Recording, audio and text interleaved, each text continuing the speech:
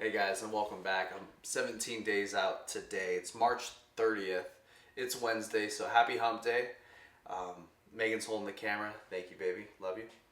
And I'm just setting up my breakfast. And in fact, it's 11:30 a.m. and it's just having breakfast right now. As soon as I woke up, I drove myself to the gym, did some cardio. Not necessarily for like, oh, it's better to do it fasted. I just did it that way. I just felt like doing it that way. I read some of my book, The Slight Edge. It's currently the book that I'm rereading. It's a really good book. Highly recommend it. You can find it on Ogusbook.com. But just prepping that first meal of the day. Oops. Which for me is just my kale shake, and I'm going to have some rice cakes as the pre-workout. And if you guys have seen my, or I'm not sure if it's up yet, even my video on my binge, as well as my plan on moving forward. You guys know, perhaps you'll know by now that I'm actually hitting some strict macros in terms of what's going on. So today I'm going to go hit, give or take 5 plus or minus 50 grams of fat, 325 carb, and 225 protein, which for me is, that's freaking low. And I'm actually going to take it down to 300 next week, and then 275 the week after that.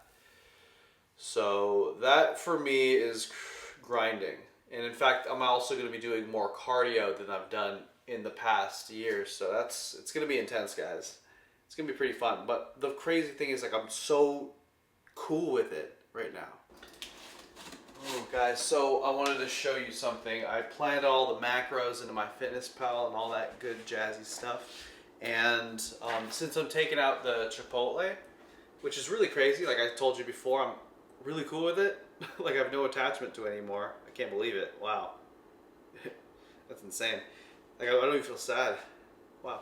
So I have to make up for all the fats that I won't be getting, that I get from Chipotle. So I got almonds here, and you guys can get almonds at your local practically any grocery store, right, babe? But in bulk, you might have to go specifically to a place like Winco. So I'm measuring out 60. Damn it! As soon as I put it on, it died. Or it turned off. It turned off as soon as I put it on. Hold on. That was funny. Is that around to you guys? So I'm weighing out 65 grams of almonds real quick, which sounds like a big number, 65, but really, let's see. I'm almost there already. Let me show them what 65 grams of almonds looks like. So what will help me cover all of these fats from like the Chipotle and whatnot is this much almonds. That much almonds. Focusing. Focus. There we go. All of the freaking fats that I get from my Chipotle meal, there's the almonds. That covers the fats. That's crazy. When I was typing this into my Fitness Pal, I normally type in like 15 grams of fats when I put those in yogurt and stuff. I was like, 65 grams of fat? Fuck, I'm gonna be eating almonds all day. But really, it's like 25 almonds.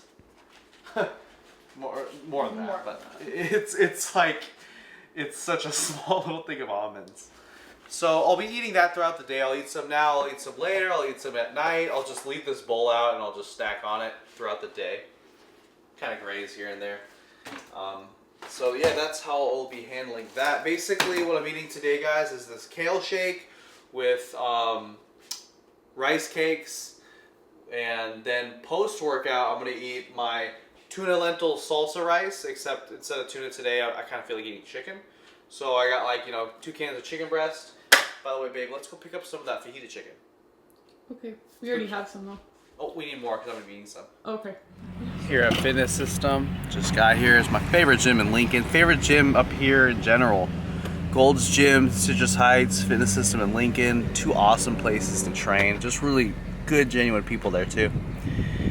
I have an upper body workout, and I haven't actually bench pressed with a barbell in a really long time. So I'm looking forward to doing that today. I'm just gonna do 3 sets. Do some pulls, 3 sets of OHP, do some pulls, a little bit of side lateral raises, a little bit of rear delts, throwing some abs, a little bit of bis, a little bit of tris. I'm basically listing on every muscle at this point. 12 hours later, walk out the gym. But let's get it going, guys. Let's have some fun. I haven't benched in a while. Let's do it. 500 calories done. Read a nice little chapter of Slight edge. Elbow, it's been getting better, and then it gets worse and better. I found that it seems to get worse as I'm in a caloric deficit. Like when I am effing up my diet and I'm back on a surplus, it seems to like get a little bit better. But it also is correlated with how much elbow extension and flexion I'm going through. So curls and extensions, in other words. So the more heavier I do that, the more frequent I do curls and extensions in certain ways, kind of flares up the elbow a little bit. So I'm constantly freaking voodoo floss banding it and all sorts of.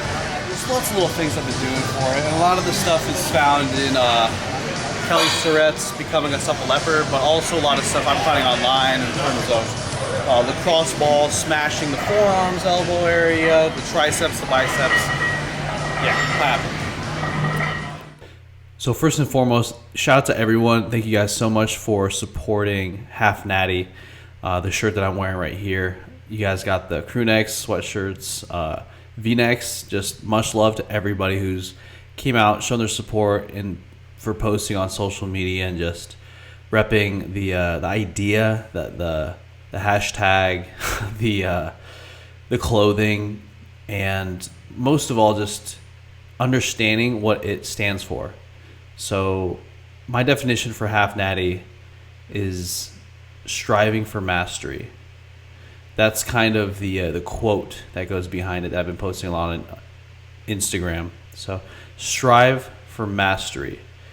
And the other part of that is that settling for average it's natural in the sense that a lot of people just allow themselves to be in that place. Even though they want other things, a lot of people settle for where they are currently, and they want to be somewhere else. And they live with this anxiety or this connection with the past, where they used to be, and they're never actually going where they really want to go because they're always stuck in the past or future.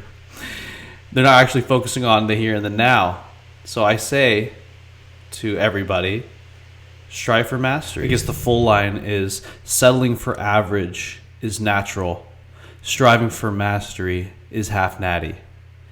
And if you're looking for an actual like definition, my definition for what half natty is it could describe so many different things, but in the most frequently used way, it's training so hard, so smart, consistent for years that nobody thinks you're natural. And that's only when it comes to the idea of fitness and bodybuilding.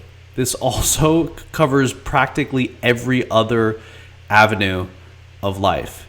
And it's such a common thing. It's such a common thing that someone who is quote unquote average at whatever it may be looks at people who are just minding their own business.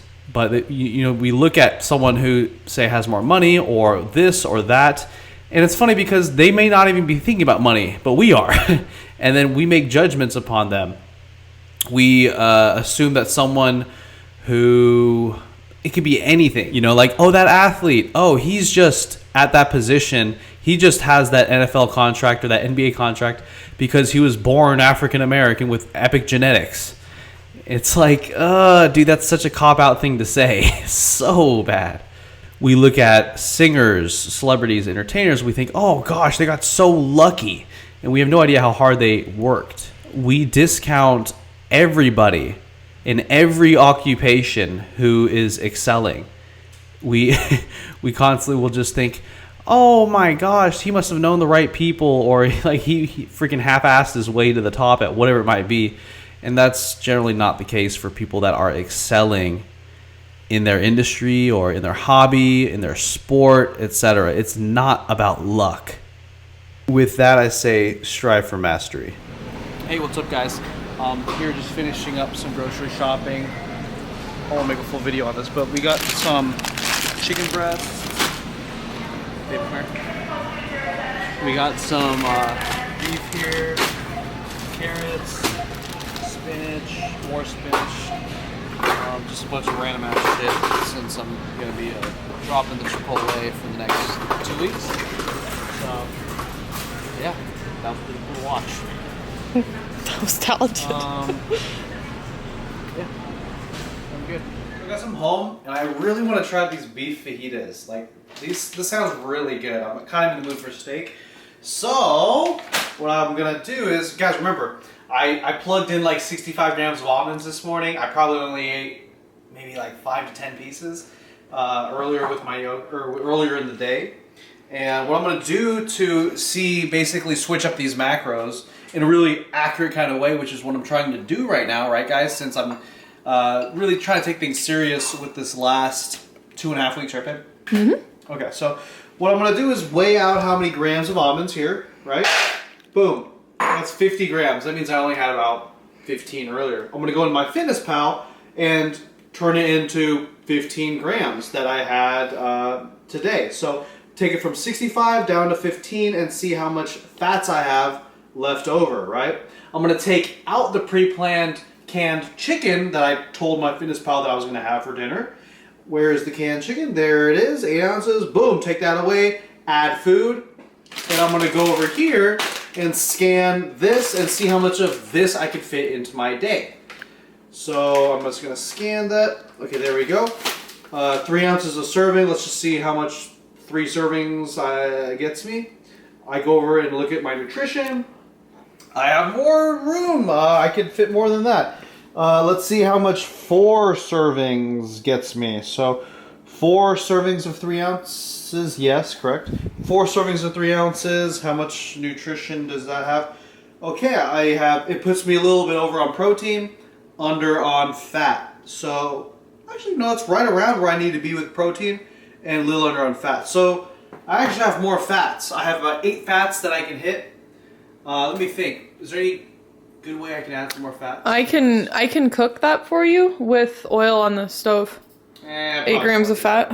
Why? No. It'll taste better. Yeah, that's true. But this is already gonna taste good. To be honest, guys, I think what I'll do is I'll just add some almonds back and take away some of the steak. Sound good, babe? If that's what you want to do.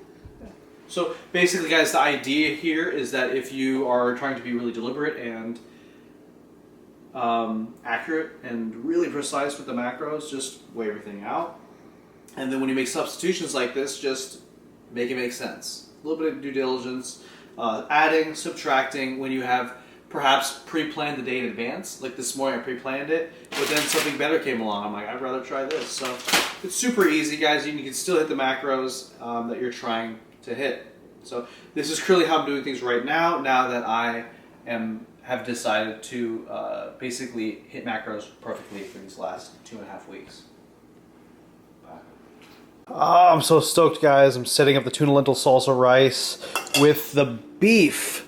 So let's get it started, guys. Beef's all cooked up. Turn off that simmer. Oh my gosh. Oh, yes. There we go, guys. Steak, lentils, salsa rice. Managed to fit in green beans. We have a small salad, keeping it really small tonight. And yeah, hit about 50 fat, 325-ish carb, 225 protein. Killing it.